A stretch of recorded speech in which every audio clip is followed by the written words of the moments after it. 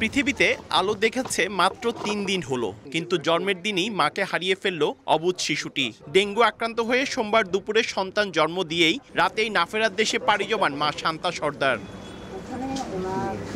গত ৬ সেপ্টেম্বর রাতে জ্বরে আক্রান্ত হন প্রসূতি শান্তা।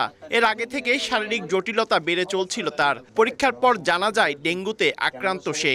চট্টগ্রাম মেডিকেল কলেজ হাসপাতালে ভর্তি করানো হলে ৯ সেপ্টেম্বর দুপুরে কন্যা সন্তানের জন্ম দেন। মেয়ের মুখ দেখেই রাতেই পাড়ি জমান না ফেরার দেশে। আমি ওর সাথে করছিলাম যে কেমন লাগতেছে তোমার, বলছে আমার ভালো লাগতেছে। আমি বলছি আচ্ছা ঠিক আছে। ওটার পর তো আর আমার সাথে আর দেখা হয়নি। ওকে তো সারাক্ষণে কোলে নিয়ে রাখতেছি, কোলে নিয়ে রাখতে, ওকে বিছানায় রাখতেই পারতেছি না। সিটি কর্পোরেশনের মশক নিধন কার্যক্রম কিংবা মশার ওষুধ না ছিটানোর কারণে ডেঙ্গু আক্রান্ত রোগীর সংখ্যা বাড়ছে বলে অভিযোগ নগরবাসীর। আমরা খুব আতঙ্কিত। এখানে তো ডেঙ্গুর ওষুধ লোকে সিটি কর্পোরেশন তো ঢোকায়, সেখানে কোনো ওষুধ তেমন মারা হয় না। সিটি কর্পোরেশন উদ্যোগ নেওয়ার কথা ছিল, ওষুধ মারার কথা ছিল, কোনো ওষুধই দেওয়া হয় না ঠিকমতো।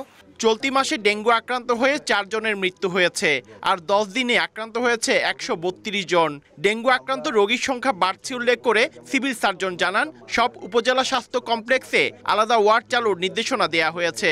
মহানগর স্বাস্থ্য কর্মকর্তাকে আমরা চিঠি দিয়েছি যাতে মশানিধক ওষুধগুলো দ্রুত ছিটিয়ে যাতে মশার ইয়েগুলা ব্রিডিং স্থানগুলা বন্ধ করতে পারে।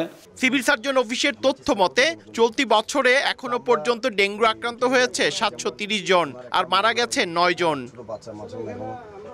পার্থপ্রতিম বিশ্বাস, সময় সংবাদ, চট্টগ্রাম।